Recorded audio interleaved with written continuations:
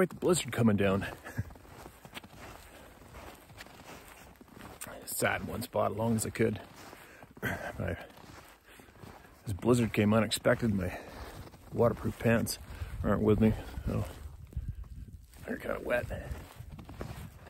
Not a good idea to be by yourself and wet in the middle of nowhere this cold. So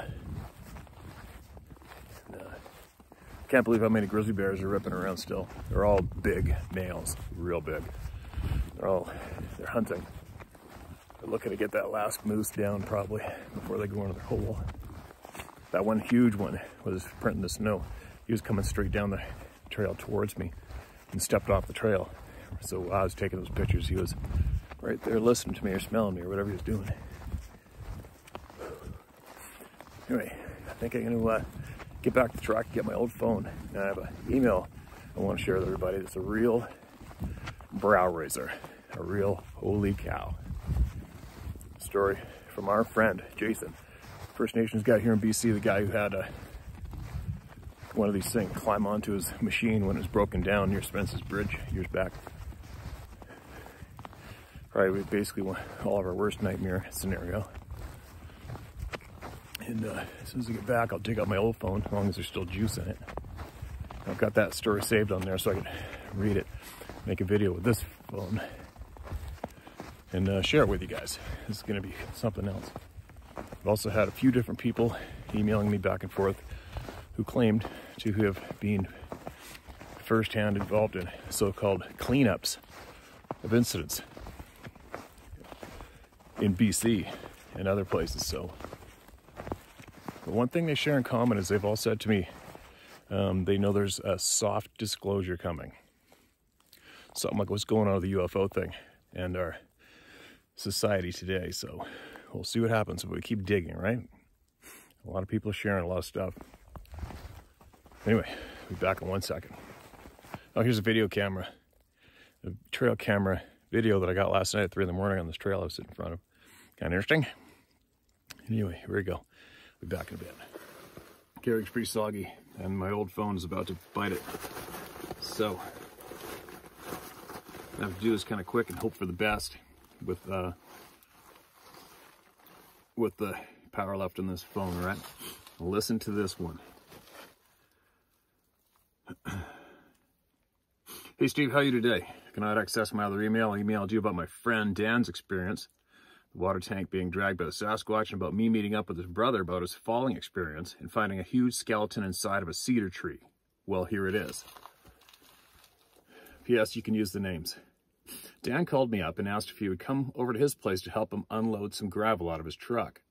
While we were unloading his truck, an older stout man in his 60s pulled up into his driveway. Dan walked over and greeted the man. They walked over, introduced me to the older fella as his brother Troy. After we all unloaded the truck, we went into Dan's house and cracked open a few drinks. We talked for a couple hours, and after a bottle of Glenlivet Scotch, I broke the ice and told Troy about my experience with the Sasquatch. Dan tells Troy, "Tell him about your encounters." Troy tells me he was working for a logging contractor near Blue River, BC, a hotbed. The area is called Mantou, M-A-N-T-O-U, about an hour and a half north of Blue River, BC. Troy said he was at the bottom of this logging block where there was a huge cedar and that this tree had to have been 16 feet around to the butt. Troy then says he cleared all the brush around the tree before felling it. Then he bores into the cedar to see how hollow the tree was.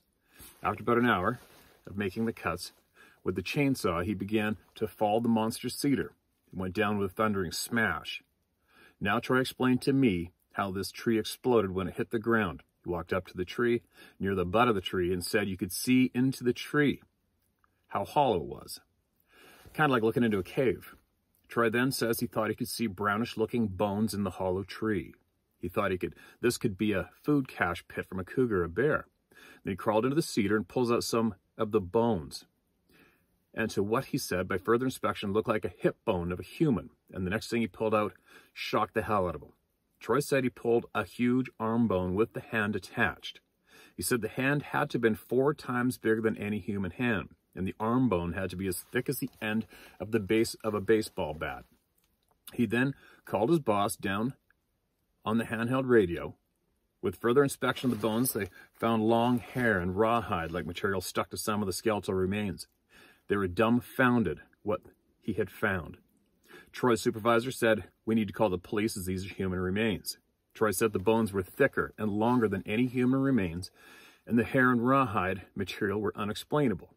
I asked Troy, was there any smell? He said no, just the smell of the cedar boughs. He also noted that the bush supervisor called the police.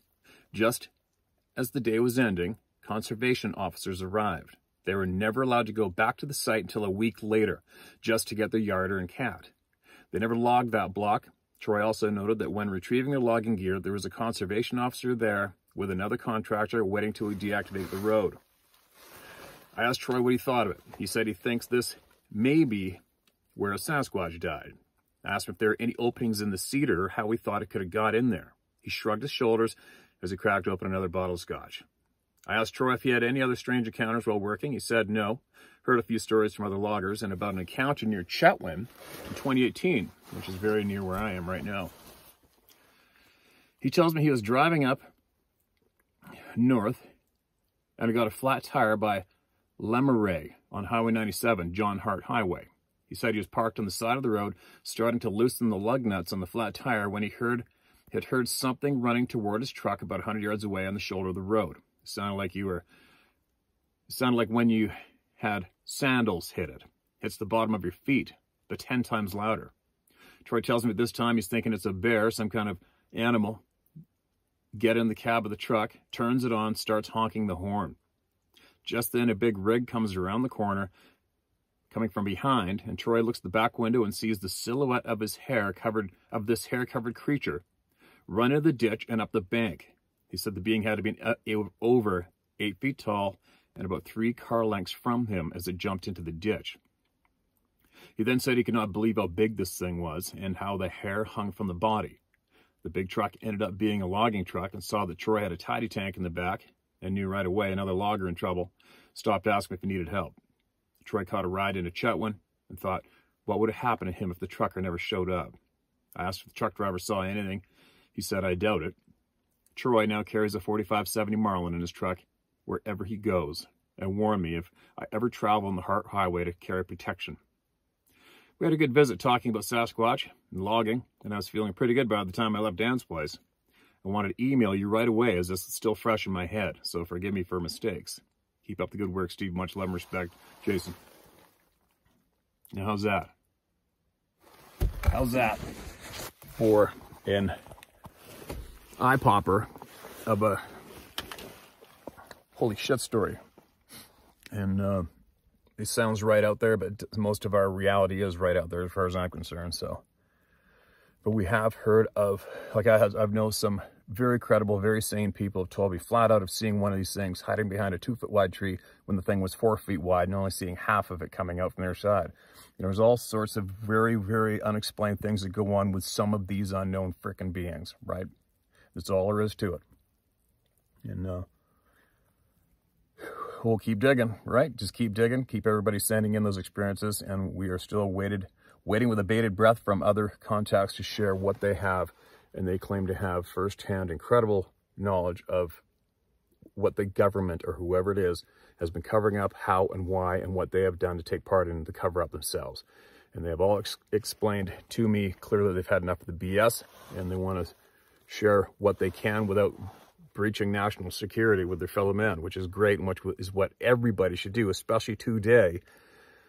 It is absolutely getting ridiculous of the bullshit we're being fed. Right? But anyway, I'm going to get going and carry on my adventure here and see how I can make out. It's quite a little blizzard. It's actually starting to cover me right up. I laid on the ground over there down this little cut. Anyway, onward. I'll be sharing more of these short ones as I go because I can. And make sure you guys keep sending them in. All right? Especially people who have firsthand absolute knowledge and may have possibly be involved in the cover-up. All right? Take care.